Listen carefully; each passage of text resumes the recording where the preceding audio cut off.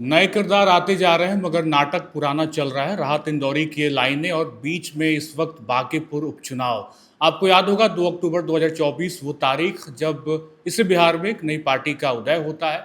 कुछ नए किरदार इस पार्टी में शामिल होते हैं। उन्हीं नए किरदारों को 2025 विधानसभा चुनाव से चुनाव भी लड़ाया जाता है। लेकिन वही नए किरदार बीते 2 दिनों से ऑपरेशन लोटस के तहत बीजेपी में शामिल हो रहे हैं। तो क्या जिन नए किरदार की परिकल्पना की गई थी इस बिहार को बदलने की, वो नए किरदार अपनी महत्वाकांक्षा की बदौलत अब नई पार्टी में जा रहा है। इससे बांकीपुर उपचुनाव में जनसुराज को कितना डेंट पहुंचेगा, कितना नुकसान होगा, क्योंकि वही नए किरदार बीते चुनाव में जनसुराज के प्रत्याशी भी रहे। हमारे साथ बांकीपुर चुनाव के प्रभारी हैं चंद्रवंशी जी। रामबली चंद्रवंशी जी का नाम बड़ा रहा है बिहार के चुनाव में। अब आप जनसुराज की तरफ से बांकीपुर चुनाव के चुनाव प्रभारी के तौर पर देखे जा रहे हैं। ये सब कुछ भी जो चल रहा है ऑपरेशन लोटस, जनसुराज को जो तोड़ने की कोशिश है, इसका नुकसान है या फिर बीजेपी को ही नुकसान पहुंच जाएगा?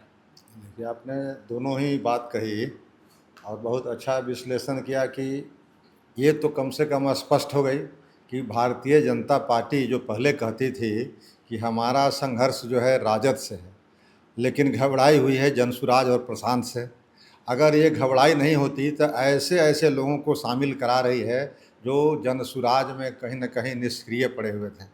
आप जनसुराज मानते हैं कि केसी सिन्हा, बिट्टू सिंह और गोपाल सिंह निष्क्रिय हो गए थे? बिल्कुल निष्क्रिय थे, कहीं चर्चा नहीं थी। आप किसी आदमी से पूछ लें कि जनसुराज के विभिन्न संगठन विभिन्न लेवल पर जो कार्यक्रम चलाए जा रहे थे उनकी कहीं चर्चा, कहीं योगदान, कहीं ये नहीं थी, भूमिका नहीं थी।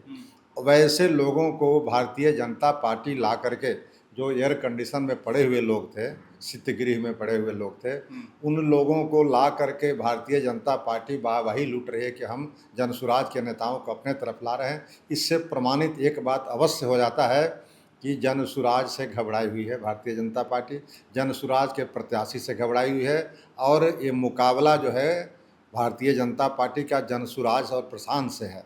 तो जब इतना स्पष्ट हो जाता है तो आप समझ लीजिए कि यहाँ जो राजद, जो पिछले बार महागठबंधन के तरफ से उम्मीदवार थी, यही रेखा गुप्ता जी, रेखा गुप्ता जी पुनः राजद के तरफ से उम्मीदवार हैं। अभी महागठबंधन ऐसा कुछ दिखता नहीं है, यहाँ तक कि राजद के भी गंभीर उम्मीदवार नहीं दिखती है। क्यों नहीं?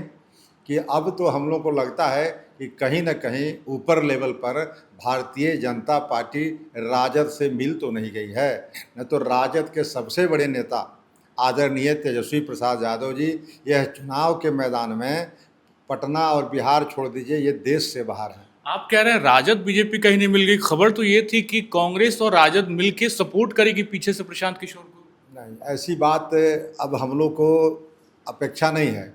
चूँकि राजद उम्मीदवार नहीं रहते तब हम लोग कहते हैं कि समर्थन कर रहे हैं, लेकिन राजद उम्मीदवार खड़ी हुई है, मैदान में डटी हुई है और राजद के कुछ नेता भी घूम रहे हैं। तो इसका मतलब है कि राजद के वो गंभीर उम्मीदवार नहीं है, वो सिर्फ चाह रही है कि जो है वोट काट करके प्रशांत को हम हरा सके, भाजपा को जिता सके। राजद का ये कुत्सित प्रयास है। ठीक है, ये चीज़ें चल रही हैं लगातार। उसके बाद 3 जो पूर्व प्रत्याशी थे जो बीजेपी में शामिल हुए, कल की अगर बात करें तो हालांकि चेतना जाम को टिकट तो नहीं मिला, वो भी बीजेपी में शामिल हो गई। हालांकि उनकी पहचान जनसुराज से बेहतर बनी थी। खबरें ये चल रही हैं कि आप नामांकन की पदयात्रा में नहीं थे। अगला नंबर आपका भी है कि ऐसी मार्केट में खबरें हैं, सोशल मीडिया पे खबरें हैं कि रामबली चंद्रवंशी जी भी बीजेपी में शामिल हो सकते हैं? नहीं, इस तरह का खबर को बेबुनियाद, भ्रामक और असत्य मैं कहूँगा। देखिए, पार्टी के अंदर आदमी रहता है तो कहीं न कहीं कुछ मतभेद हो सकता है, कुछ दुखी हो सकता है। नामांकन पदयात्रा में आप थे? नहीं, पदयात्रा में थे, लेकिन नामांकन में हम नहीं आए थे। तो नामांकन में नहीं आना कि मतलब पार्टी छोड़ना नहीं होता है, वो कुछ वजह होते हैं, व्यक्तिगत वजह होती है, जिस वजह से मैंने नहीं आया। खबरें को मतलब इतना क्यों खबर चल रही है कि रामबली जी गायब थे नामांकन में? ये भाजपा का भी तो ये कुत्सित प्रयास है। हमें गायब होना और पार्टी छोड़ना दोनों दो बात है। पार्टी में हम बिल्कुल डटे हुए हैं और पार्टी के जब हम कमान ही संभाल रहे हैं चुनाव का, तब फिर मुझे चुनाव के समय या आगे भी पार्टी बदलने का, और भाजपा तो बिल्कुल दूर दूर तक नहीं है मेरे, दूर दूर तक नहीं है। दूर दूर तक नहीं। भारतीय जनता पार्टी से जिस वर्ग की मैं राजनीति करता हूँ उस वर्ग का उससे सवाल है। अति पिछड़ा वर्ग की मैं बड़ा नेता हूँ बिहार के स्तर पर, और उसके जो मुद्दे हैं उस पर भारतीय जनता पार्टी से मेरा 36 का रिश्ता है। तो मैं तो इस जन्म में भी भारतीय जनता पार्टी में नहीं जा सकता हूँ और बाकी तो इस जन्म में नहीं जाएंगे। चलिए ठीक है, अब अगर ऑपरेशन लोटस जनसुराज को तोड़ने के लिए हो रहा है, क्या प्रशांत किशोर और चूंकि आप प्रभारी हैं चुनाव के, आप लोगों की भी कोई प्लानिंग है क्या कि बीजेपी से कुछ चीजें तोड़ के यहाँ भी लाई जाए, खुद को भी मजबूत किया जाए, ऐसा कुछ प्लानिंग है क्या? उसमें भरोसा जनसुराज नहीं करती है। ये सही बात है कि जिन नेताओं के आप नाम ले रहे हैं, आज नामचीन बनाने में जनसुराज की भूमिका रही। अगर जनसुराज इनको उम्मीदवार केसी सिन्हा को भी नहीं बनाती, तब पब्लिक डोमेन में केसी सिन्हा का कोई बड़ा नाम नहीं थे। वे सिर्फ मैथमेटिक्स के एक टीचर थे, भी कोचिंग करने वाले, लेकिन जनसुराज ने उनको प्रत्याशी बनाया पटना में और उनका प्रचार किया, तब जा कर के केसी सिन्हा के बारे में लोगों ने पब्लिक डोमेन में जाना। उसी तरह से जिनकी और बात कर रहे हैं बीटू जी का या और कोई कि वो सब कोई नामचीन चेहरे राजनीति में और सामाजिक जीवन में नहीं रहे। क्या तैयारी चल रही है? जनसुराज के कोई फर्क नहीं। जनसुराज की क्या तैयारी है? मैनेजमेंट से चुनाव जीता जाता है रामबली जी, आपको ही पता है। जनसुराज क्या मैनेजमेंट कर रही है? बीजेपी से जोड़ तोड़ के राजनीति कुछ करेगी क्या? क्या समीकरण बनेंगे? जाति से ऊपर वोट होगा क्या उठ के? देखिए, इस बार बांकीपुर की जनता कंप्लीट मन बनाए हुए है कि हमें बदलाव करनी है। अब बदलाव किसके रूप में? प्रशांत किशोर जी के रूप में। इसीलिए अभी जो संघर्ष हो रहे हैं वो भारतीय जनता पार्टी बनाम प्रशांत, तब प्रशांत उम्मीदवार जनसुराज के बाद में है, पहले जनता के उम्मीदवार हैं वो। इसलिए कि बांकीपुर जो 24 वार्ड में विभक्त है, उस 24 वार्ड के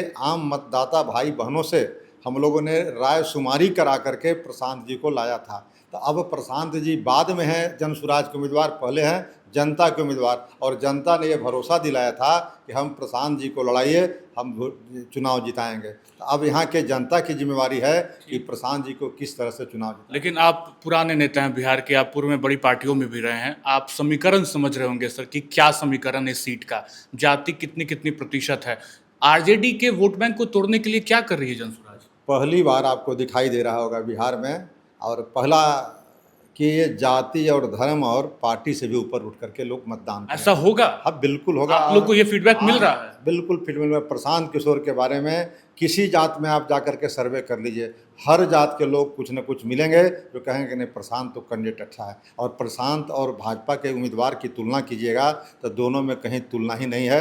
इसलिए सारे वर्ग के लोगों ने, इवन कि भाजपा के भी कई लोगों ने, कार्यकर्ताओं ने मुझे फ़ोन करके कहा है कि हम लोग अभी प्रशांत के साथ हैं, बदलाव की जरूरत है। भाजपा प्रशांत किशोर के साथ है? हाँ, भाजपा के कई कार्यकर्ता जो ऑफिस बेरर हैं, उन लोगों ने ही बाकायदा हमसे मिल करके बात करके कहा है कि हम लोग इस बार बदलाव। यानी वही बात हो गई कि आप लोग भी भाजपा के अंदर डेंट करने की कोशिश कर रहे हैं? नहीं, वो नहीं कर रहे हैं। भाजपा के कार्यकर्ता इसलिए हैं कि भाजपा लगातार एक ही जाति को वहाँ से खड़ा करते आ रही है 40-45 बरस से। तो क्या दूसरे लोग उम्मीदवार नहीं थे?